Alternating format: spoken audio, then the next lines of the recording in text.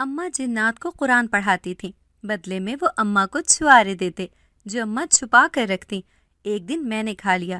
اسی رات ہم لوگ ایک چھوٹے سے قصبے میں رہتے تھے۔ میرے ابو پڑھے لکھے تھے اور وہ ایک آفس میں جاب کرتے تھے۔ اس قصبے میں ہمارا اپنا گھر تھا۔ ہمارے گزر بسر بہت اچھے انداز میں ہو رہا تھا۔ کبھی بھی کسی چیز کی کمی محسوس نہیں ہوئی تھی۔ میں بہن بھائیوں میں سب سے بڑی تھی۔ مجھ سے چھوٹی ایک بہن اور بھائی تھا۔ میرے امی ابو ہم سب بہن بھائیوں سے بہت پیار کرتے تھے۔ میں اس وقت ایک کالج میں پڑھتی تھی۔ میری امی بھی میٹرک تک پڑھی ہوئی تھیں اور وہ حافظ قرآن تھیں۔ ان کے پاس محلے کے سب بچے قرآن پڑھنے کے لیے آتے تھے۔ ہم بہن بھائیوں نے بھی امی کے پاس ہی قرآن پاک پڑھا تھا۔ مجھے آج بھی وہ دن اچھے سے یاد ہیں۔ بچپن میں ایک بچہ امی کے پاس قرآن پاک پڑھنے کے لیے آتا تھا۔ وہ ہر روز امی کو چھوارے دیتا تھا جنہیں اماں چھپا کر رکھ دیتی تھیں۔ مجھے چھوارے بہت پسند تھے۔ میں اماں سے ضد کرتی تھی کہ میں نے بھی چھوارے کھانے ہیں، مگر وہ ہمیشہ منع کر دیتی تھی۔ ایک دن میں نے اماں کو چھپ کر دیکھا کہ وہ چھوارے کہاں رکھتی ہیں۔ پھر رات کو جب سب سو گئے تو میں نے وہ نکال کے کھا لیے۔ اس کے بعد مجھے زور سے چکر آئے اور میں بے ہوش ہو گئی۔ اگلے دن مجھے دن چڑھے ہوش آیا تھا۔ اماں نے مجھے کہا، سچ سچ بتاؤ، تم نے وہ چھوارے تو نہیں کھا لیے؟ اب جھوٹ بولنے کا کوئی فائدہ نہیں تھا۔ میں نے اماں کو سب کچھ سچ سچ بتا دیا۔ مجھے لگا تھا وہ غصہ کریں گی، مجھے ڈانٹیں گی، مگر ایسا کچھ نہیں۔ انہوں نے مجھے گلے سے لگا لیا اور بہت پیار سے کہا، جب ماں باپ کسی بات سے منع کر دیں تو اس کام سے رک جاتے ہیں، ضد نہیں کرتے اور یوں چوری چھپے کسی کی بھی کوئی چیز نہیں کھاتے۔ چوری کرنا بہت غلط بات ہے۔ تب میں نے شرمندگی سے اپنا سر جھکا دیا تھا اور خود سے یہ وعدہ کیا تھا کہ آئندہ ایسا کوئی کام نہیں کروں گی۔ اس کے بعد میں نے اس بچے کو کبھی بھی اپنے گھر میں نہیں دیکھا تھا۔ جب میں نے اماں سے اس بارے میں پوچھا تو انہوں نے بھی لا علمی کا اظہار کیا۔ وہ بھی اس بات سے بے خبر تھیں کہ اس نے پڑھنے کے لیے آنا کیوں چھوڑ دیا۔ اماں اسے اکثر بہت یاد کرتی تھیں۔ وہ پڑھائی میں بہت ذہین بچہ تھا اور باقی بچوں کی نسبت جلدی سبق یاد کر لیتا تھا۔ دن پر لگا کر اڑ رہے تھے۔ میری یادداشت سے یہ واقعہ محو ہو چکا تھا۔ اب میں کالج میں پڑھتی تھی اور میرے چھوٹے بہن بھائی اسکول میں تھے۔ میں پڑھائی میں بھی بہت اچھی تھی۔ ہمیشہ اپنی کلاس میں پوزیشن لیتی تھی۔ ہماری پرسکون زندگی میں ہلچل تب مچی جب ہمارے قصبے میں وہ وبا پھوٹی۔ بہت سے لوگ اس سے مرنے لگے تھے اور بہت سے نقل مکانی کرنے لگے تھے۔ میرے امی ابو بہت پریشان تھے۔ انہیں کچھ سمجھ نہیں آ رہی تھی کہ وہ کیا کریں۔ پھر جب سب لوگ ہی وہاں سے جانے لگے تو مجبوراً ہم لوگ بھی وہاں سے نکلنے کے لیے تیار ہو گئے۔ یہ گھر ہم لوگوں نے بند کر دیا تھا اور ضروری سامان اٹھا کے وہاں سے نکل آئے۔ سورج غروب ہو چکا تھا اور سڑکیں خالی تھیں۔ ہمارا کوئی قریبی رشتہ دار بھی نہیں تھا جس کے گھر ہم پناہ لیتے، اور ویسے بھی مصیبت کے وقت تو سایہ بھی ساتھ چھوڑ جاتا ہے اور رشتہ دار تو ایسے موقع پر غائب ہو جاتے ہیں۔ ہم ایک قریبی شہر کی طرف جا رہے تھے۔ یہاں پر میرے ابو نے آج ہی ایک اپارٹمنٹ کرائے پر لیا تھا۔ ہمارا 4 افراد پر مشتمل غریب خاندان اس چھوٹے سے اپارٹمنٹ میں آ گیا تھا۔ چونکہ ہم پرانی جگہ چھوڑ کر جا چکے تھے، اسی وجہ سے والد صاحب کی نوکری بھی چلی گئی تھی اور ہمیں اپنی زندگی گزارنے کے لیے بہت زیادہ جدوجہد کرنے کی ضرورت تھی۔ سارا اور ٹومی اپنے خاندان کی مالی مشکلات کو سمجھنے کے لیے بہت چھوٹے تھے۔ یہ باتیں ان کی سمجھ میں نہیں آ رہی تھیں۔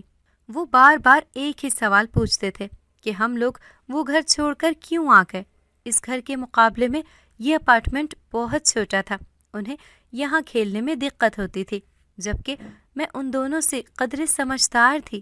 میں نے مالی مشکلات کو دیکھتے ہوئے حالات کے ساتھ سمجھوتا کر لیا تھا اور اپنی خواہشات سے دستبردار ہو گئی تھی، مگر زندگی گزارنے کے لیے بہت سی چیزوں کی ضرورت ہوتی ہے۔ میری امی اس فکر میں گھلی جا رہی تھیں کہ گھر کا وہ کرایہ کیسے ادا کریں گی، کھانا، بجلی کا بل اور دوسرے اخراجات کو کیسے پورا کر سکیں گے۔ ہمیں اپنے اپارٹمنٹ میں پہنچے ہوئے تھوڑی ہی دیر گزری تھی۔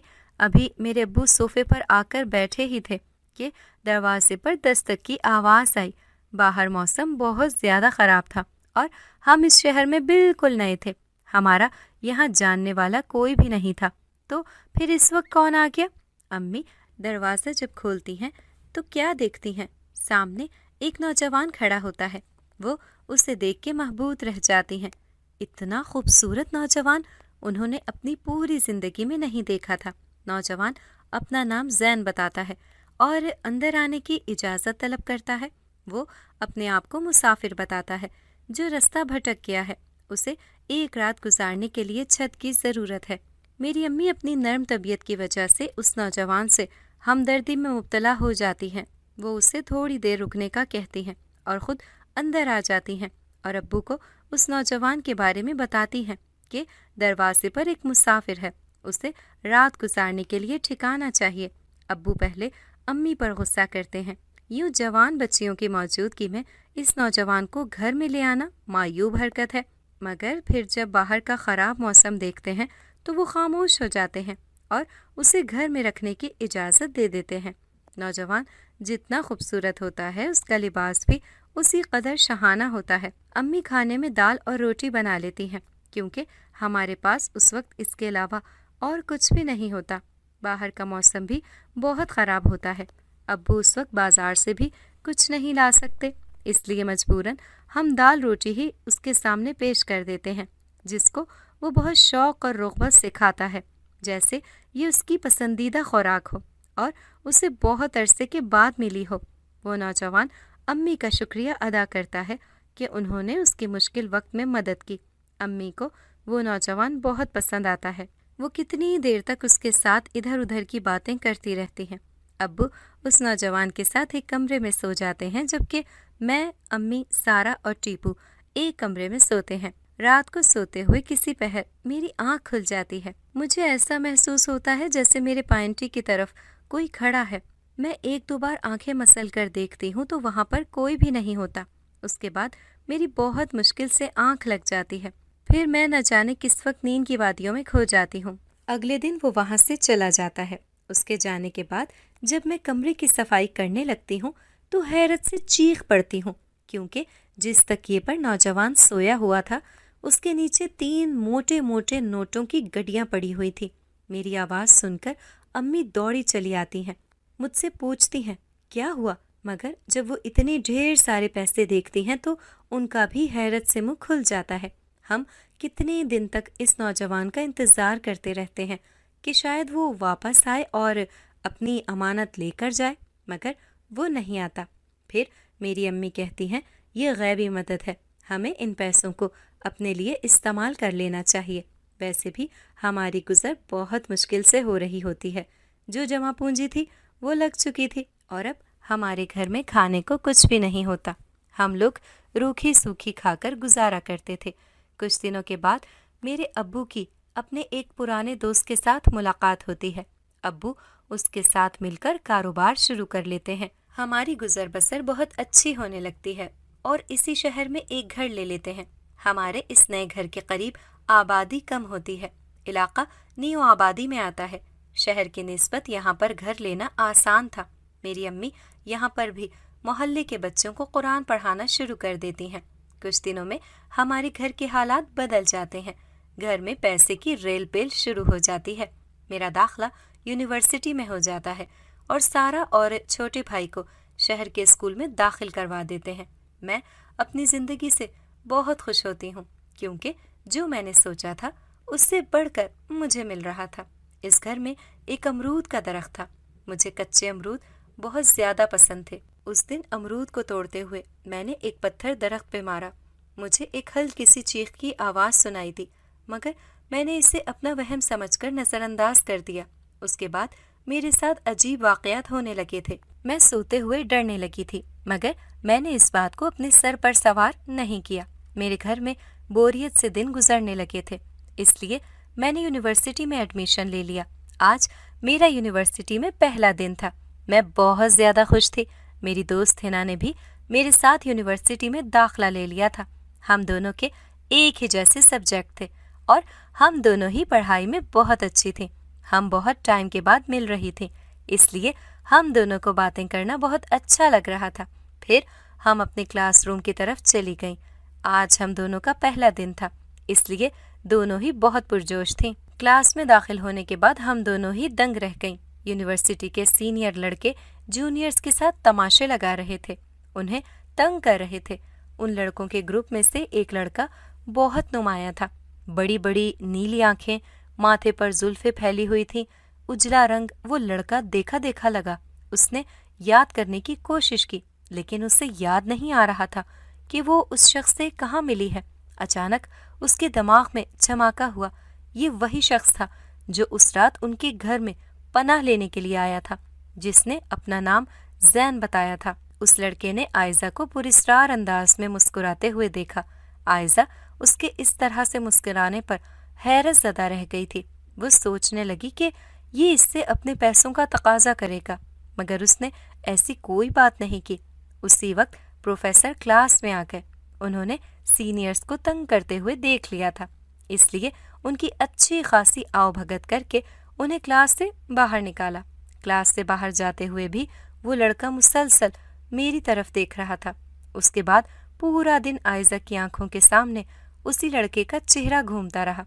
रास्ते में भी हिना ने उससे उसकी परेशानी के बारे में पूछा, लेकिन वो टाल गई। हिना का घर भी उसके घर के करीब ही था, इसलिए वो यूनिवर्सिटी में इकट्ठी आती जाती थी। इसके बाद भी वो लड़का मुझे यूनिवर्सिटी में नजर आता था।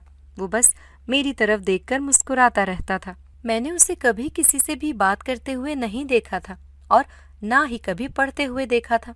जब भी देखा था इधर उधर टहलते हुए ही देखा था। कभी कॉरिडोर से गुजरते हुए, कभी लाइब्रेरी में, कभी ग्राउंड में। मुझे वो हर जगह नजर आता था। मैंने एक बार हिना को उसकी तरफ मुतवज्जा किया। उससे कहा, देखो, हम जहाँ भी जाते हैं ये लड़का वहीं पे पाया जाता है। हिना ने इधर उधर देखा और मुझसे पूछा, तुम किसकी बात कर रही हो? मुझे तो यहाँ पर कोई भी नजर नहीं आ रहा। उसकी बात पर मैं हैरान रह गई। ये सामने ही तो बैठा हुआ है, मगर अब जब मैंने देखा तो वो वहां पर नहीं था। ये किधर गया? अभी तो यहीं था, अचानक से गायब कैसे हो गया? मुझे इस बात पर बहुत ज्यादा हैरानगी हुई, मगर फिर मैंने उसे अपना वहम करार दिया और इस बात को भूल गई। अगले दिन मुझे यूनिवर्सिटी से छुट्टी थी और अपनी अम्मी के कहने पर मैं उनके साथ बाजार चली गई थी। गर्मियों का सीजन शुरू होने वाला था। मेरी अम्मी सीजन के कपड़े लेने के लिए एक दुकान में दाखिल हुई, मगर ये क्या, मेरे सामने वही शख्स था जिसको मैं इतने दिनों से यूनिवर्सिटी में देख रही थी। मैंने अपनी आंखें मसल कर उस शख्स को देखा। इस बार वो सेल्समैन के रूप में था। उसके चेहरे पर वही अनजानी सी मुस्कुराहट थी। वो मुझे इसी अंदाज में मुस्कुराते हुए देख रहा था जैसे वो मेरी हालत से महजूज हो रहा हो। अब की बार मैं उसे देखकर डर गई थी। मैं ये सोचकर परेशान हो रही थी कि मेरे साथ क्या हो रहा था। क्यों वो शख्स उसे हर बार नए रूप में नजर आता था? हर बार मैं उसका नया अंदाज देखती थी। आखिर वो मेरे सामने आता ही क्यों था? और जब सामने आ ही जाता था तो इस तरह से देखकर मुस्कुराने का मकसद क्या था आखिर? ना वो मुझसे बात करता था, ना वो मुझे मुखातिब करता था। सच बताऊं तो मुझे अब थोड़ा थोड़ा डर लगने लगा था। फिर मैं उल्टे कदमों दुकान से बाहर भागी। मेरी अम्मी मेरी हालत देखकर चौंक गईं। मैं तेज तेज कदमों से चलने लगी। मेरी सांस बुरी तरह फूल रही थी। मेरी माँ परेशानी के आलम में मेरे पीछे पीछे चल रही थी और मुझसे ऐसे दुकान से निकल आने की वजह पूछने लगी। पहले तो मैंने अम्मी को टालने की कोशिश की, मगर वो मेरी माँ थी। वो समझ गईं कि मैं ज़रूर कोई बात छुपा रही हूँ। उन्होंने बार बार इसरार किया तो मैंने उन्हें रोते हुए सारी बात बताई। वो थोड़ी थोड़ी परेशान लगने लगी थी, मगर उन्होंने ये बात मुझे महसूस नहीं होने दी, बल्कि इस बात को मेरा वहम करार दिया और फिर दोबारा से मुझे लेकर उसी दुकान के अंदर चली गई। और जब मैंने सेल्समैन को देखा तो वो एक 16 साला लड़का था और मैं उसे पहली बार देख रही थी, इसलिए मैं मज़ीद परेशान हो गई थी। जो कुछ मैंने उससे पहले देखा था वो क्या था, मेरा वहम या कुछ और? फिर इसके बाद हम दोनों ने ज़रूरी शॉपिंग की और घर वापस आ गए। मेरी अम्मी मुझसे उस वक्त ये बात छुपा गई थी कि हमारे घर में भी पिछले कुछ दिनों से अजीबोगरीब वाक़यात हो रहे थे। कभी खुद ब खुद बर्तन टूट जाते तो कभी घर की सारी पानी की टूंटियाँ खुल जाती। اور کبھی کبھی بار بار داخلی دروازے پر دستک ہوتی رہتی تھی۔ جب دروازے پر جاؤ تو وہاں کوئی بھی نہیں ہوتا تھا، اور کبھی دھلے ہوئے کپڑوں پر خون کے چھینٹے پڑے ہوئے تھے۔ اس کے علاوہ اور بھی بہت سی باتیں تھیں جو وہ مجھ سے چھپا گئی تھی۔ ان سب باتوں کا بہت بعد میں علم ہوا تھا۔ میری امی ان سب واقعات کا سلسلہ اس گھر سے جوڑتی تھی، کیونکہ یہ گھر سنسان علاقے میں تھا اور آبادی تھوڑی سی دور تھی۔ میرے ساتھ یہ واقعہ معمول بن گیا۔ مجھے وہی شخص ہر جگہ دکھائی دینے لگا تھا۔ اس کے ڈر سے میں رات کو سوتے میں بھی اٹھ جاتی تھی۔ مجھے خواب میں بھی وہی شخص نظر آتا تھا اور مجھے دیکھتے ہوئے اپنے اسی مخصوص انداز میں مسکراتا تھا۔ میں اب حد سے زیادہ خوف زدہ رہنے لگی تھی۔ ایک دفعہ رات کے 12 بجے میری امی کی آنکھ کھلی۔ ان کا دل گھبرا رہا تھا، جیسے کچھ انہونی کا احساس ہو رہا تھا۔ ایک دم انہیں میری فکر ہوئی۔ میری طرف سے ان کا دھیان چلا گیا۔ انہیں لگا میں کسی مصیبت میں ہوں اور انہیں میری مدد کرنی چاہیے۔ وہ میرے کمرے کی طرف بھاگ کر آئیں، لیکن میرے کمرے کا دروازہ کھلا ہوا تھا۔ انہوں نے اندر جا کر دیکھا، لیکن اندر کوئی بھی نہیں تھا۔ اب امی بہت زیادہ پریشان ہو گئی تھی۔ انہیں چھت کا دروازہ کھلنے کی آواز آئی۔ وہ فوراً سے پہلے اوپر آئیں۔ چھت پر آنے کے بعد وہ کیا دیکھتی ہیں کہ میں چھت کی منڈیر پر کھڑی ہوں اور چھت سے کودنے کو تیار ہوں۔ انہوں نے لمحے کے 1000ویں حصے میں مجھے بازو سے پکڑ کر پیچھے کھینچا اور میرے منہ پر تھپڑ مارا۔ یہ کیا کرنے جا رہی ہو تم؟ ہوش میں تو ہو؟ وہ غصے میں لگ رہی تھی۔ میں جیسے کسی گہرے خواب سے جاگی تھی۔ مجھے خود نہیں معلوم تھا میں یہاں کیا کر رہی ہوں۔ میں نے کہا، امی ہم یہاں کیا کر رہے ہیں؟ میں تو اس وقت اپنے کمرے میں سو رہی تھی۔ میری حیرانگی کسی طور پر بھی کام نہیں ہو رہی تھی۔ امی سمجھ گئیں کہ کچھ گڑبڑ ہے، اس لیے انہوں نے مجھے مزید ڈانٹنے کا ارادہ ملتوی کر دیا، اور انہوں نے مجھے ساری بات بتائی، کیسے ان کا دل گھبرا رہا تھا، انہیں کسی انہونی کا احساس ہو رہا تھا، اس لیے میں تمہارے پیچھے آ گئی تھی۔ اب تم ان باتوں کو چھوڑو، سونے کی تیاری کرو، اس بارے میں زیادہ مت سوچنا۔ مگر میں خود کو اس بارے میں سوچنے سے روک نہیں پائی تھی۔ مجھے یاد آ رہا تھا کہ میرے ساتھ کیا ہوا تھا۔ مجھے ایسے لگ رہا تھا جیسے میں نیند میں ہوں۔ وہ ایک لڑکی تھی، اس کی شکل و صورت بہت اچھی تھی۔ کیا دیکھتی ہوں کہ وہ میرے کمرے میں آتی ہے۔ میں جاگ جاتی ہوں۔ وہ میری آنکھوں میں آنکھیں ڈال کر دیکھتی ہے۔ میں اس کی آنکھوں میں دیکھتی ہوں تو وہاں سے عجیب سی روشنی نکل رہی ہوتی ہے۔ اس کی آنکھیں بہت سحر انگیز ہوتی ہیں۔ میں ان کے سحر میں کھو جاتی ہوں۔ وہ مجھے اپنے پیچھے آنے کا اشارہ کرتی ہیں۔ میں اس کے پیچھے پیچھے چل دیتی ہوں۔ پھر وہ چھت پر آ جاتی ہے اور میں معمول کے انداز میں اس کے پیچھے چلتے چلتے چھت پر آ جاتی ہوں۔ پھر وہ مجھے کہتی ہے، اس منڈیر پر کھڑے ہو کر یہاں سے چھلانگ لگا دو۔ جو ہی میں ایسا کرنے لگتی ہوں تو امی آ جاتی ہیں اور میں جیسے کسی خواب سے جاگ جاتی ہوں۔ یہ سب کچھ تو مجھے خواب لگ رہا تھا، مگر یہ سب کچھ سچ تھا۔ اور وہ لڑکی کون تھی اور اچانک سے کہاں غائب ہو گئی؟ میں یہ سوچ سوچ کر پاگل ہو رہی تھی، مگر مجھے کوئی جواب سمجھ نہیں آ رہا تھا۔ پھر تھک ہار کر میں سونے کی کوشش کرنے لگی اور نہ جانے کس وقت میری آنکھ لگ گئی۔ اگلے دن میں کافی دیر تک سوتی رہی، جب ہنا نے مجھے آ کر جگایا۔ تم ابھی تک سو رہی ہو؟ یونیورسٹی میں اتنی اہم کلاس ہے، تم نے کیا نہیں جانا؟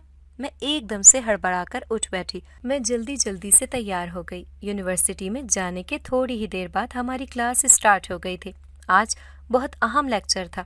اگر آج میری کلاس مس ہو جاتی تو میرا بہت نقصان ہو جاتا۔ کلاس لینے کے بعد ہم دونوں باہر آ گئی تھی۔ ہنا کو ایک کلاس فیلو نے بلایا۔ وہ اس کی بات سننے کے لیے چلی گئی۔ میں لائبریری میں اس وقت اکیلی تھی۔ یہاں پر اور کوئی بھی نہیں تھا۔ جب مجھے وہ نظر آیا، آج بھی وہ ویسا ہی تھا، خوب روسا۔ وہ آج بھی مجھے ویسے ہی دیکھ رہا تھا۔ اس کے ہونٹوں پر مسکراہٹ تھی، مگر اس کی آنکھوں میں ہلکی ہلکی تشویش بھی نظر آ رہی تھی۔ میں اس چوہے بلی کے کھیل سے تنگ آ گئی تھی۔ میں سیدھا اس کی ٹیبل پر پہنچی۔ اسے شاید میرے اس رویے کی توقع نہیں تھی۔ وہ مجھے صاف گھبرایا ہوا نظر آیا۔ کیا مسئلہ ہے آپ کے ساتھ؟ کیوں میں جہاں جاتی ہوں آپ وہاں پہ پہنچ جاتے ہو؟ کیوں میرا پیچھا کرتے ہیں؟ میری آواز خاصی بلند ہو گئی تھی۔ میرے کندھے پر کسی نے ہاتھ رکھا۔ میں نے پیچھے پلٹ کر دیکھا تو وہ ہنا تھی۔ وہ مجھے تشویش سے دیکھ رہی تھی۔ کیا ہوا ایزا؟ تم ٹھیک تو ہو؟ اتنے غصے میں کیوں لگ رہی ہو؟ اور اکیلے کس کے ساتھ باتیں کر رہی ہو؟ اس کی بات پر میں نے اسے حیرت سے دیکھا۔ اکیلے کہاں؟ میں تو اس سے مخاطب ہوں جو میرے پیچھے کھڑا ہے، جو میرا پیچھا کرتا ہے۔ اس نے میرے ہاتھ کے تعاقب میں دیکھا۔ کون؟ یہاں تو کوئی بھی نہیں ہے۔ جب میں نے پیچھے مڑ کر دیکھا تو شاکڈ رہ گئی۔ کرسی خالی تھی اور وہ مجھے پوری لائبریری میں کہیں بھی نظر نہیں آیا۔ ابھی تو یہیں تھا، یہ کہاں گیا؟ عائزہ، یہاں پر کوئی بھی نہیں تھا۔ میں آج آئی تھی تو تم اکیلے باتیں کر رہی تھی۔ مجھے لگتا ہے تمہاری طبیعت خراب ہے۔ آنٹی نے بتایا تھا کہ تم رات کو سوئی نہیں۔ چلو آ جاؤ، کلاس تو ہم لوگ لے چکے ہیں، اب ہم گھر چلتے ہیں، تم بھی آرام کر لینا۔ میں خاموشی سے ہنا کے ساتھ گھر آ گئی، مگر میرا ذہن وہیں پر اٹکا ہوا تھا۔ وہ کون تھا آخر؟ اس واقعے کے بعد تو میں رات والا واقعہ بھول چکی تھی۔ گھر آنے کے بعد بھی اس بارے میں سوچتی رہی، مگر میں نے امی سے اس بارے میں کوئی بات نہیں کی۔ میں جانتی تھی وہ یہ بات سن کر پریشان ہو جائیں گی۔ آج مجھے بہت دیر سے نیند آئی تھی۔ آدھی رات کا وقت تھا جب میری آنکھ کھل گئی۔ جب میں نے آنکھیں کھول کر دیکھا تو کمرے میں ہلکی ہلکی سی روشنی تھی۔ میرے سامنے وہی نوجوان تھا۔ ایک دم سے ڈر گئی اور زور زور سے چیخنے لگی۔ میری آواز سن کر سارا اٹھ کر بیٹھ گئی۔ کیا ہوا؟ تم کیوں اتنا شور مچا رہی ہو؟ کچھ نہیں، بس خواب میں ڈر گئی تھی۔ اب میں اسے کیا بتاتی، ورنہ یہ بات سن کر اس نے بھی ڈر جانا تھا۔ اب کمرے میں کوئی بھی نہیں تھا۔ نیند میری آنکھوں سے کوسوں دور تھی۔ پوری رات میں آیت الکرسی پڑھتی رہی۔ نہ جانے کس وقت میری آنکھ لگ گئی اور میں سو گئی۔ اگلے دن ابو اپنے آفس میں چلے گئے تھے، جبکہ سارا اور نومی اپنے اسکول میں تھے۔ امی کو بازار سے کچھ ضروری چیزیں لینی تھی۔ انہوں نے مجھے ساتھ چلنے کو کہا، مگر میں نے معذرت کر لی کیونکہ میرے سر میں بہت زیادہ درد ہو رہا تھا۔ ان کے جانے کے کافی دیر کے بعد دروازے پر دستک ہوئی۔ میں نے پوچھا کون ہے تو باہر سے کوئی آواز نہیں آئی۔ دوبارہ دروازے پر زوردار طریقے سے دستک ہوئی۔ میں نے سوچا کوئی شرارتی بچہ ہوگا اور تنگ کر رہا ہوگا۔ اسے مزہ چکھانے کی خاطر میں نے جلدی سے دروازہ کھول دیا اور سامنے دیکھ کر میں ڈر گئی۔ میرے سامنے وہی شخص تھا، اپنے ازلی انداز میں مسکراتے ہوئے مجھے دیکھ رہا تھا۔ میں اسے اپنے گھر کے دروازے پر دیکھ کر یک دم گھبرا گئی تھی۔ تمہیں مجھ سے ڈرنے کی کوئی ضرورت نہیں ہے، میں تمہارا خیر خواہ ہوں اور میں تم سے یہ ایک ضروری بات کرنے کے لیے آیا ہوں۔ تمہیں مجھے جو بھی کہنا ہے یونیورسٹی میں کہہ لینا، یہاں اگر کسی نے دیکھ لیا تو میرے لیے مسئلہ بن جائے گا۔ دیکھو عائزہ، میرا تمہارے ساتھ بات کرنا ضروری ہے، مجھے ابھی اندر آ لینے دو، پھر بات کرتے ہیں۔ میں نے دروازہ چھوڑ دیا۔ وہ جب اندر آ گیا تو مجھے ڈر لگ رہا تھا، اگر اوپر سے کوئی آ گیا تو کیا کہے گا۔ اس نے جیسے میری سوچ پڑھ لی۔ تمہیں پریشان ہونے کی کوئی ضرورت نہیں ہے، کسی کو بھی کچھ پتہ نہیں چلے گا۔ اب تک تمہیں اس بات کا اندازہ ہو چکا ہوگا کہ میں کون ہوں، پھر بھی میں تمہیں بتاتا چلوں کہ میں انسان نہیں، میں جن ہوں اور بچپن سے تم لوگوں کے ساتھ رہ رہا ہوں۔ میری آنکھیں خوف سے پھیل گئی تھیں۔ عائزہ، تمہیں مجھ سے ڈرنے کی ضرورت نہیں ہے۔ تمہیں بچپن کا وہ قصہ یاد ہے جب تمہاری امی قرآن پاک پڑھایا کرتی تھیں اور تم بہن بھائی بھی ان کے پاس پڑھتے تھے اور محلے کے بچے بھی ساتھ پڑھنے کے لیے آتے تھے؟ ان میں ایک بچہ بھی تھا جو یہ بتاتا تھا کہ وہ بہت دور دراز کے علاقے سے آیا ہے اور وہ تمہاری امی کو چھوارے دیتا تھا، مگر تمہاری امی ان چھواروں کو سنبھال کر رکھ دیا کرتی تھی۔ مجھے جیسے سب کچھ یاد آ گیا تھا۔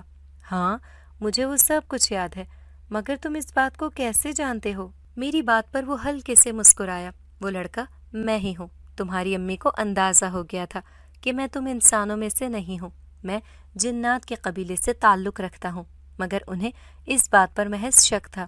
میرے دیے ہوئے چھوارے وہ نہیں کھاتے تھے، اگر وہ کھا لیتی تو اس کا فائدہ اپنی آنکھوں سے دیکھ لیتی، مگر تم نے سارا کچھ بگاڑ دیا تھا۔ تم نے ان چھواروں کو چوری کر کے کھایا تھا۔ چوری کرنے کی وجہ سے ان کی برکت زائل ہو گئی تھی، ان کا اثر ختم ہو گیا تھا، اسی لیے تم بھی بے ہوش ہو گئی تھی۔ تمہاری قسمت اچھی ہے کہ تمہارا زیادہ نقصان نہیں ہوا، تم بہت چھوٹی تھی اور معصوم تھی، تبھی ان جنات نے تمہیں چھوڑ دیا۔ اس کے بعد میں نے تم لوگوں پر ظاہر ہونا چھوڑ دیا تھا، کیونکہ تمہاری امی کو میری اصلیت پتہ چل چکی تھی، اس لیے اب میں ان پر اپنا آپ ظاہر نہیں کر سکتا تھا، مگر میں یہاں پر روزانہ آتا تھا۔ جو سبق وہ دوسروں بچوں کو پڑھاتی تھی میں وہ سنتا تھا، میں نے قرآن پاک تمہاری امی کے پاس ہی پڑھا ہے، مگر تم میرا پیچھا کیوں کرتے ہو؟ میں جہاں جاتی ہوں تم مجھے وہیں پہ نظر آتے ہو، اس کی کیا وجہ ہے؟ میں تمہارے ساتھ تمہاری حفاظت کرنے کے لیے ہوں۔ میری حفاظت؟ مگر کس سے؟ مجھے کس سے خطرہ ہے؟ تم نے انجانے میں ایک جن زادی کے بچے کو زخمی کر دیا تھا، پھر کچھ وقت کے بعد اس کا بچہ مر گیا تھا، اور وہ اس کا ذمہ دار تمہیں سمجھتی ہے۔ مگر میں نے تو کسی بچے کو زخمی نہیں کیا۔ اس گھر میں ایک امرود کا درخت ہے، اس دن امرود کو توڑتے ہوئے تم نے اس پر پتھر مارا تھا۔ اس وقت درخت پر اس جن زادی کا بچہ کھیل رہا تھا، جس کی وجہ سے وہ زخمی ہو گیا، کچھ وقت کے بعد مر گیا۔ وہ اس کے قتل کا ذمہ دار تمہیں سمجھتی ہے، اور اس کے لیے وہ تم سے انتقام لینا چاہتی ہے۔ مگر میں اس سے بچنے کے لیے کیا کروں؟ میں نے ایک بہت نیک بزرگ سے اس بارے میں بات کی ہے۔ انہوں نے کہا ہے تمہیں اس جن زادی کے ساتھ مذاکرات کرنے ہوں گے۔ اگر تو وہ تمہیں معاف کر دے تو یہ بہت اچھی بات ہوگی، ورنہ تمہیں بہت سخت منزل پوری کرنی ہوگی۔ کیسی منزل؟ اس کے بارے میں تمہیں میں بعد میں بتاؤں گا، پہلے میں اس جن زادی سے ایک بار پھر بات کر لوں۔ وہاں سے چلا گیا تھا، میرا ذہن الجھ کر رہ گیا تھا، میں پریشان ہو گئی تھی، کہیں وہ جن زادی اپنے انتقام میں میرے گھر والوں کو نقصان نہ پہنچا دے۔ میں دن رات اسی بارے میں سوچتی رہتی تھی۔ رات کو میرے پاس وہ جن پھر سے آیا، وہ پریشان لگ رہا تھا۔ میرے پوچھنے پر اس نے بتایا وہ جن زادی ایک شرط پر تمہیں معاف کرنے پر راضی ہوئی ہے۔ کون سی شرط؟ اگر تم کٹھن راستے سے چلتے ہوئے اس تک پہنچو اور اس سے معافی مانگو تو ہی وہ تمہیں معاف کرے گی، ورنہ وہ تمہارے پورے خاندان کو قتل کر دے گی۔ مجھے اپنی کوئی پرواہ نہیں ہے، میں اپنے خاندان کو بچانے کے لیے کچھ بھی کروں گی۔ تم مجھے بتاؤ مجھے کیا کرنا ہوگا؟ عائزہ تم سوچ لو ایک بار، یہ سفر بہت مشکل ہوگا، تمہیں آگ پر، تمہیں کانچ پر بھی چلنا پڑ سکتا ہے، تو کیا تم چل لو گی؟ ہاں، میں اپنے خاندان کو بچانے کے لیے کچھ بھی کروں گی، اور میں یہ امتحان دینے کے لیے ابھی تیار ہوں۔ مگر ٹھہرو، مجھے یہ بتاؤ، میری غیر موجودگی میں تو میرے گھر والے پریشان ہو جائیں گے، میں انہیں کیا کہوں گی کہ میں کہاں جا رہی ہوں؟ اس بارے میں تمہیں فکر مند ہونے کی ضرورت نہیں ہے، یہ سب کچھ تم مجھ پر چھوڑ دو، تم بس اپنے سفر کی تیاری کرو۔ اس کے بعد اس نے مجھے کہا اپنی آنکھیں بند کرو۔ تھوڑی دیر کے بعد میں نے اپنی آنکھیں کھولی تو یہ ایک صحرا کا منظر تھا، یہاں دور دور تک ریت کے سوا کچھ بھی نہیں تھا، یہاں کوئی آدمزاد، کوئی چرند پرند، کوئی جاندار مجھے نظر نہیں آ رہا تھا۔ میرے سر پہ سورج چمک رہا تھا، اس کی تیز روشنی میرے وجود کو جھلسا رہی تھی، مجھے شدید گرمی کا احساس ہو رہا تھا، ایک دم سے مجھے پیاس لگنے لگی تھی، میرے حلق میں جیسے کانٹے اگائے تھے، مگر یہاں تو دور دور تک پانی کا نام و نشان نہیں تھا۔ میں یہ سوچ کر پریشان ہو رہی تھی کہ میں کس مصیبت میں پھنس گئی ہوں اور اس سے باہر کیسے نکلوں، مگر مجھے کچھ بھی سمجھ نہیں آ رہا تھا۔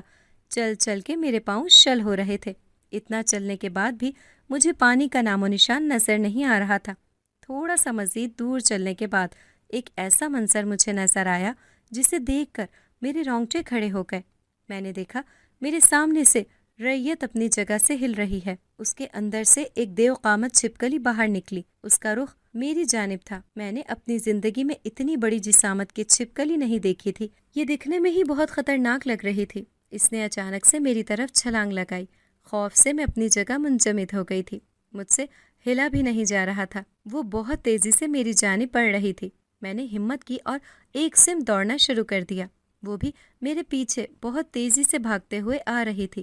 میں جتنا تیزی سے بھاگ سکتی تھی بھاگ رہی تھی، مگر اس ریت پر بھاگنا میرے لیے بہت مشکل ہوتا جا رہا تھا۔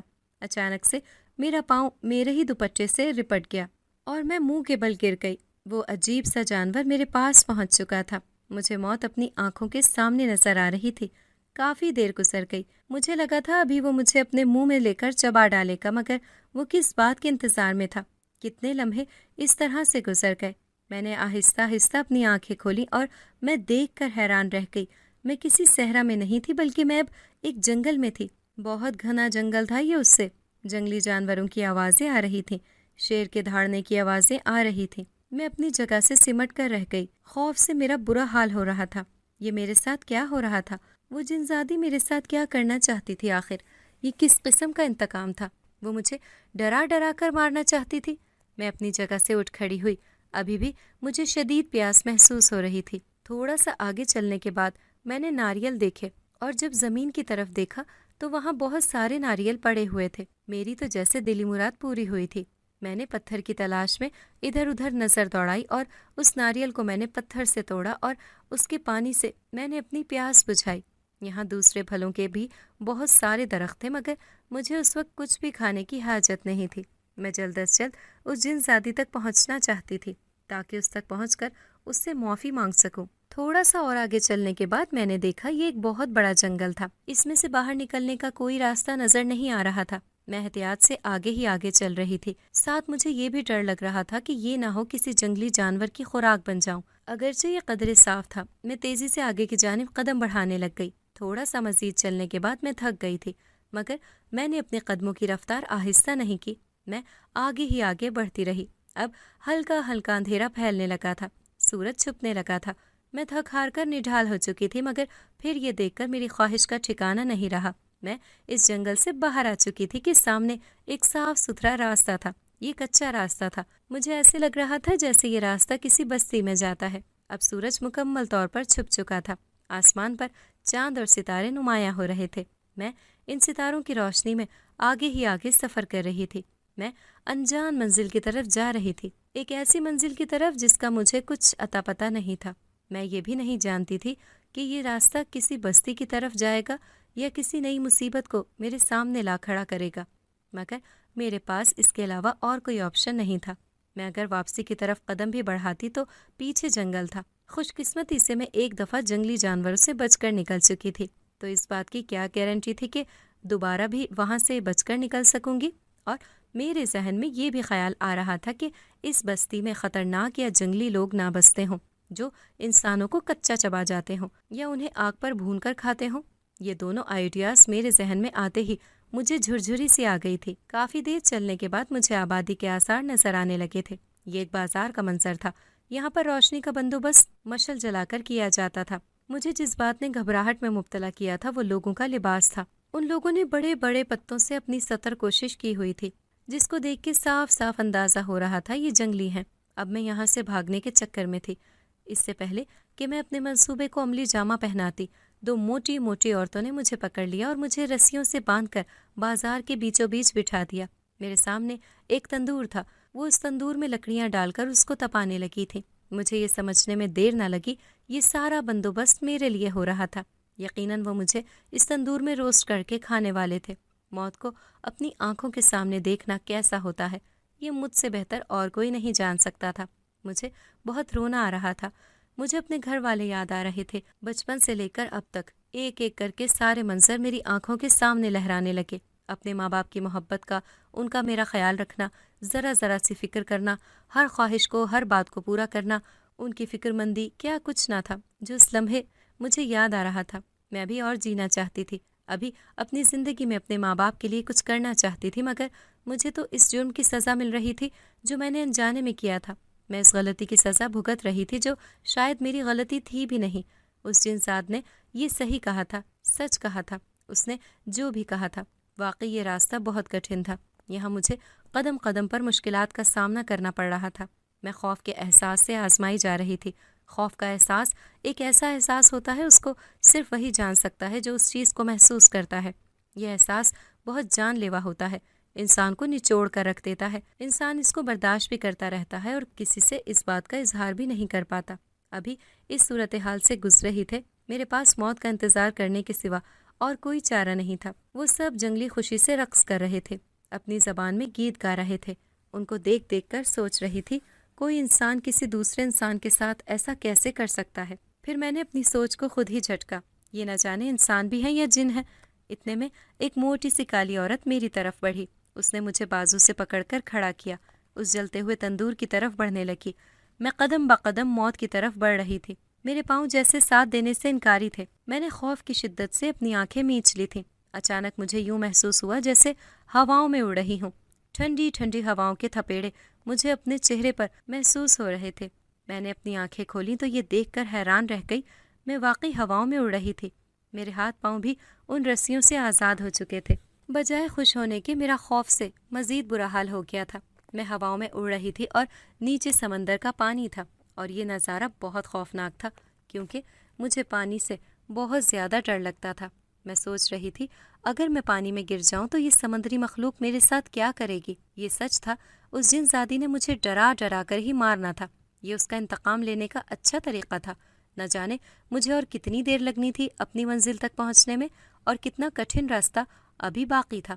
اب میں خشکی پر آ گئی تھی اور زمین پر اتر آئی تھی۔ کتنی دیر کے بعد میرے حواس بحال ہوئے تھے، مگر یہ کیا! یہ منظر تو تمام مناظر سے زیادہ ہولناک تھا۔ مجھے کسی عورت کی آواز سنائی دی، تم نے اس آگ پر چلتے جانا ہے اور آگ پر چل کر ہی مجھ تک پہنچ پاؤ گی، اور تب آ کر مجھ سے معافی مانگنا، تو ہی تمہیں معاف کر سکتی ہوں۔ میں نے خوف زدہ نظروں سے اس طرف دیکھا۔ دور دور تک راستے میں آگ کے انگارے بچھے تھے۔ مجھے اس راستے پر چل کر جانا تھا۔ مجھے اندر ہی اندر ڈر لگ رہا تھا۔ میں نے ہمت کر کے اس کے اوپر اپنا پاؤں رکھا۔ درد کی شدید لہر میرے وجود میں دوڑ گئی۔ مجھے دوسرا قدم اٹھانا محال ہو رہا تھا، مگر میں نے درد کی پرواہ نہیں کی اور اس پہ آگے ہی آگے بڑھتی رہی۔ میری آنکھوں کے سامنے اندھیرا چھا رہا تھا۔ مجھے اپنے خاندان والوں کی شکلیں نظر آ رہی تھیں، جن کی وجہ سے مجھ میں آگے ہی آگے بڑھنے کی ہمت پیدا ہو رہی تھی۔ رفتہ رفتہ مجھ میں درد کا احساس کم ہونے لگا۔ میرا ذہن ہلکا ہلکا ہونے لگا اور میں دنیا و مافیہ سے بے خبر ہو گئی۔ مجھے نہ جانے کتنی دیر کے بعد جا کے ہوش آیا تھا۔ میرے پاؤں میں شدید جلن ہو رہی تھی۔ یہ جلن کا احساس جو میں ہوش میں آ رہی تھی بڑھتا ہی جا رہا تھا۔ جب میں مکمل طور پر ہوش میں آ گئی تو مجھے وہی آواز پھر سے سنائی دی، تم اب جاگ گئی ہو، تمہارا امتحان اب پھر سے شروع ہوتا ہے۔ میں اس جنزادی کی سنگ دلی پر حیران ہو رہی تھی۔ اسے میری حالت پر بالکل رحم نہیں آ رہا تھا۔ کتنی ظالم تھی وہ! میں نے تو جو بھی کیا بے خبری میں کیا تھا۔ میں نے تو اس کے بچے کو جان بوجھ کے نہیں مارا تھا۔ میں ہمت کر کے اٹھی۔ جب میں نے پاؤں زمین پر رکھا تو میری چیخ نکل گئی تھی۔ درد کی ایک شدید لہر میرے وجود میں پھیل گئی تھی۔ مجھ سے چلنا محال ہو رہا تھا۔ میں بہت مشکل سے اپنے پاؤں اٹھا کر چل رہی تھی۔ کتنی بار گرتے گرتے بچی تھی۔ اس آگ پہ پاؤں رکھتے ہی میں نے اپنی بے ساختہ آنے والی چیخ کو روکا تھا۔ اب درد کو برداشت کرنا محال ہو رہا تھا۔ جلن کا احساس تھا جو بڑھتا ہی جا رہا تھا۔ میں چلتی گئی۔ ایک ایک قدم من کا محسوس ہو رہا تھا۔ میں زیادہ دیر تک اپنے حواسوں کو قابو میں نہیں رکھ پائی تھی۔ اب کی بار میری آنکھ امی کی آواز پر کھلی تھی، آئزہ اٹھ بھی جاؤ، اب اور کتنی دیر تک سوگی؟ امی کی آواز سنتے ہوئے میں نے بے یقینی سے اپنی آنکھیں کھولی۔ میں اپنے گھر پہ تھی اور وہ تکلیف دہ سفر ختم ہو چکا تھا۔ مجھے یقین نہیں آ رہا تھا یہ سب کیسے ہوا۔ کیا اس جنزادی نے مجھے معاف کر دیا یا یہ بھی میرے امتحان کا حصہ تھا؟ امی نے مجھے پھر سے مخاطب کیا، آئزہ اٹھ بھی جاؤ اب، اور کتنی دیر سونا ہے؟ میں نے کسل مندی سے ڈرتے ڈرتے اپنی آنکھیں کھولیں۔ مجھے ایسے لگ رہا تھا جیسے خواب دیکھ رہی ہوں، اور آنکھیں کھولوں گی تو میرا یہ خواب ٹوٹ جائے گا۔ اتنے ٹائم کے بعد امی کی مہربان آواز میں نے سنی تھی۔ میں نے اپنی آنکھیں کھولیں تو میں اپنے گھر میں تھی۔ امی اور باقی سب لوگ میرے سامنے تھے، سب اپنے اپنے کاموں میں مصروف تھے۔ میں نے اٹھ کر اپنے پاؤں کو دیکھا۔ میرے پاؤں بالکل صاف ستھرے تھے، ان پر جلنے کے داغ نہیں تھے، مگر مجھے جلن محسوس ہو رہی تھی۔ مجھے پاؤں میں بہت زیادہ درد ہو رہا تھا۔ جو ہی میں نے پاؤں نیچے رکھا میری چیخ نکل گئی۔ امی بھاگتے ہوئے میرے پاس آئیں، پوچھنے لگیں کیا ہوا، مگر میں انہیں کیا بتاتی؟ میں نے بس پاؤں میں موچ کا بہانہ کیا۔ مجھ سے چلنا پھرنا محال ہو رہا تھا۔ میں ایک ہی جگہ پر بیٹھی رہی تھی۔ یہ اذیت بہت تکلیف دہ تھی۔ بار بار میری آنکھیں بڑھا رہی تھی۔ اس قدر درد تھا جو بیان سے باہر تھا۔ سب لوگ آج پکنک پر جا رہے تھے۔ ان لوگوں نے مجھ سے بہت زیادہ اصرار کیا، ساتھ چلنے کو کہا، مگر میں نے انکار کر دیا۔ امی میری وجہ سے گھر میں رہنا چاہ رہی تھی، مگر میں نے انہیں کہا مجھے کوئی مسئلہ نہیں ہے، آپ تو کبھی کبھی باہر جاتی ہیں، آپ جانا چاہتی ہیں تو بے شک چلی جائیں۔ ویسے بھی ان لوگوں نے 2-3 گھنٹے کے بعد واپس آ جانا تھا۔ سب کے جانے کے بعد میں نے اندر سے دروازہ بند کیا اور بمشکل چلتے ہوئے اپنے کمرے میں آئی۔ مجھے بیٹھے ہوئے تھوڑی ہی دیر گزری تھی جب کمرے میں ایک دھواں سا نمودار ہوا اور اس میں سے ایک عورت کا ہیولا باہر نکلا۔ وہ دکھنے میں بہت خوبصورت تھی۔ مجھے دیکھتے ہوئے شیطانی انداز میں ہنسی۔ سناؤ عائزہ، کیسا محسوس ہو رہا ہے تمہیں؟ میں نے کچھ بھی نہیں کہا، خاموشی سے اس کے چہرے کی طرف دیکھتی رہی۔ یہ جو اذیت اور تکلیف جو تم جھیل رہی ہو، میں نے اس سے زیادہ اذیت جھیلی ہے۔ میرا بیٹا بہت منت و مرادوں کے بعد پیدا ہوا تھا۔ 100 سال کے بعد میرے گھر بیٹا پیدا ہوا تھا جو تمہاری غلطی کی وجہ سے مارا گیا۔ تم میری تکلیف کا اندازہ نہیں کر سکتی عائزہ۔ یہ دکھ درد وہی برداشت کر سکتے ہیں جو اس چیز سے گزرتے ہیں۔ تمہیں اپنی تکلیف بہت زیادہ لگ رہی ہوگی نا؟ تمہیں لگ رہا ہوگا تم نے بہت زیادہ اذیت دیکھی ہے، مگر حقیقت میں یہ اذیت اس اذیت کے سامنے کچھ بھی نہیں ہے جو تم نے مجھے دی تھی۔ میں نے ایک گہرا سانس لیا۔ مجھ سے جو کچھ بھی ہوا وہ نادانستگی میں ہوا تھا۔ میں نے جان بوجھ کر تمہارے بچے کو نہیں مارا تھا، وہ ایک غلطی تھی۔ میں نہیں جانتی تھی کہ تمہارا بچہ وہاں پر بیٹھا ہوا ہے۔ کیا تم میری اس غلطی کو معاف نہیں کر سکتی؟ وہ تھوڑی دیر مجھے سرد نگاہوں سے گھور کر دیکھتی رہی۔ تھوڑی بہت ہی صحیح، مگر میں تمہیں تمہارے کیے کی سزا دے چکی ہوں۔ میں تمہیں معاف کرتی ہوں، اس اذیت اور تکلیف سے تمہیں چھٹکارا دیتی ہوں۔ میں اس کے بعد تمہاری زندگی میں نہیں آؤں گی، نہ ہی تمہیں کوئی تکلیف دوں گی۔ وہ غائب ہو گئی تھی اور ساتھ اس کی دی ہوئی اذیت اور تکلیف بھی غائب ہو گئی تھی۔ میں ایک دم سے بالکل ٹھیک ٹھاک ہو گئی تھی۔ میں نے خدا کا شکر ادا کیا کہ اس جن زادی نے میری جان چھوڑ دی ہے۔ اس کے چند روز بعد وہ جن زاد زین میرے سامنے آیا تھا۔ اس نے مجھے مسکراتے ہوئے دیکھا اور کہا، بالآخر تم جیت ہی گئی۔ شکر کرو کہ اس جن زادی نے تمہیں معاف کر دیا تھا، ورنہ وہ تو تمہارے پورے خاندان کو ختم کرنے پر تلی ہوئی تھی۔ اس بات پر تو میں بھی شکر ادا کرتا تھا۔ اب ہمارے گھر میں کسی قسم کا کوئی خوفناک واقعہ نہیں ہوتا تھا۔ ایک نیک بزرگ سے امی نے مجھے دم بھی کروایا تھا۔ امی مجھ سے اکثر پوچھتی تھیں، اب تمہیں ڈر تو نہیں لگتا؟ تمہارے ساتھ خوفناک واقعہ تو نہیں ہوتا؟ میرے انکار پر وہ مطمئن ہو جاتی تھی۔ میری یونیورسٹی کی تعلیم ختم ہو چکی تھی اور امی ابو نے میرا ایک جگہ پر رشتہ کر دیا تھا۔ چھوٹے بہن بھائی اب کالج میں تھے۔